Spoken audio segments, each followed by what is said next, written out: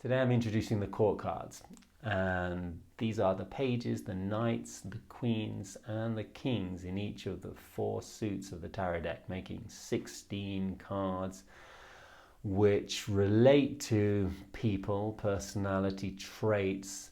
Traditionally, a lot of people see in a reading that if one of these court cards comes out, they represent somebody that's going to come into your life or that is in your life in some way. I feel the most important way to relate to these cards is to relate to them on an inner level, in a personality level, understanding these different aspects of who you can be. Now, the 4 different members of the court represent different levels of maturity within each of the different aspects of the personality which the suit represents. And so we're going to take a brief look at what these different levels of maturity mean and how we can relate to them. I think the most important is you relating to each one of these, finding what it feels like to be a page, what it means to be a queen or to be a king, and relate to these cards in a very personal way. Otherwise, they're not going to have a huge amount of meaning for you. So if we start with the pages, now the pages are the most innocent, the most pure, the most receptive, the most open members of the court. They are feminine in nature, so they're going to be receptive and going to be attracting a certain energy towards them. The pages hold the gift of their suit in their hands, and they're looking at it usually in a way, with a feeling of awe, with a feeling of, oh wow, look at what I've discovered inside of myself. Look what I have as a gift. Look at this that I've been given.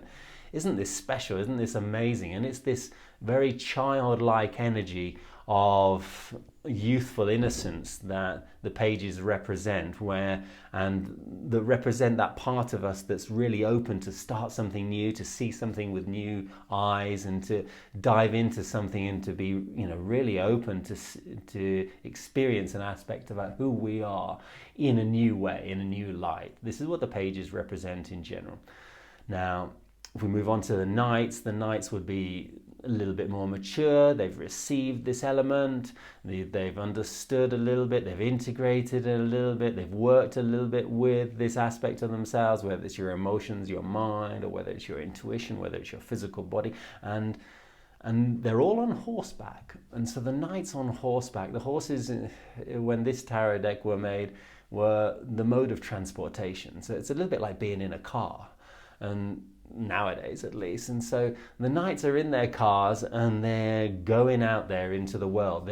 They're delivering something. They've discovered this part of themselves and they're delivering this message. They represent this more adolescent level of maturity where we understand a certain quality that we have and we want to share it with the world. It doesn't really matter whether we understand it completely. We just want to go and share it with the world. And so we're going to give it out there into the world, and we're going to get on our cars. We've just passed our driving test, and now we're going to go and run around and go and explore something. We're going to explore it a little bit more. We're going to share it. It's an outward going male energy, so it's about giving.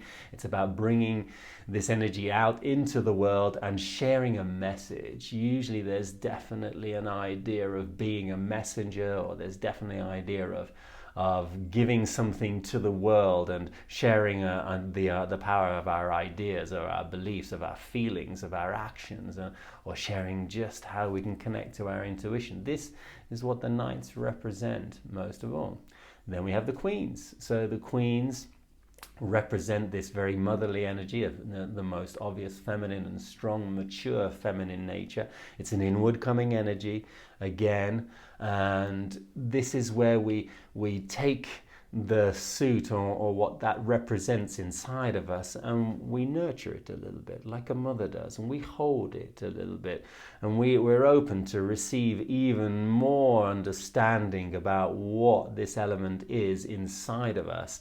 And it's like the mother is the house of all the gestation of a child, and in a way this queen-like energy is receptive to take on. With now we have a deeper level of maturity, so we can take on this element, we can understand it, and we can work with it and really mature it into its fullest form.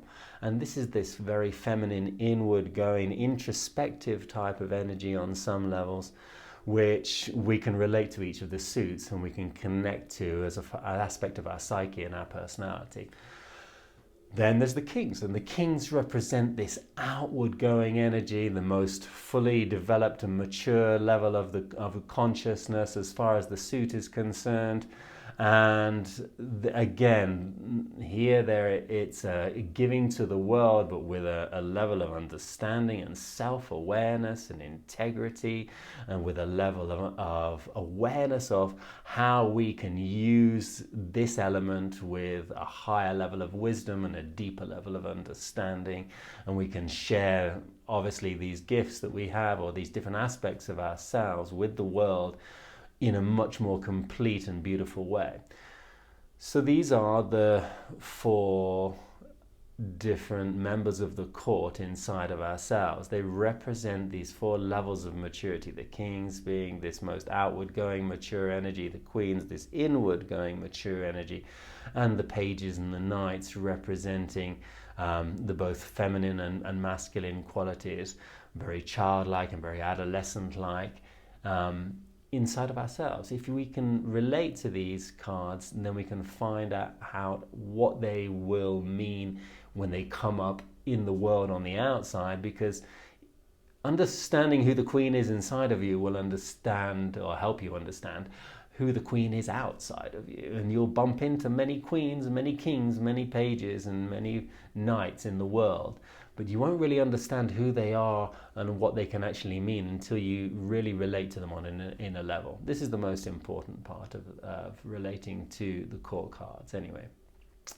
And we're going to do a little exercise here. So what I want you to do, I want you to, if you have a tarot deck at home, take out all of the court members. You can spread them out on the table. So you can spread them out in a very random way if you want, or you can spread them out in a very orderly way.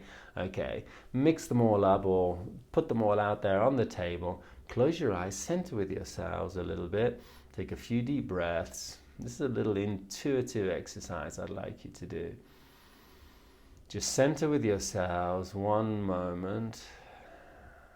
You've got all the cards on a table or on a surface in front of you. Breathe deeply. And then open your eyes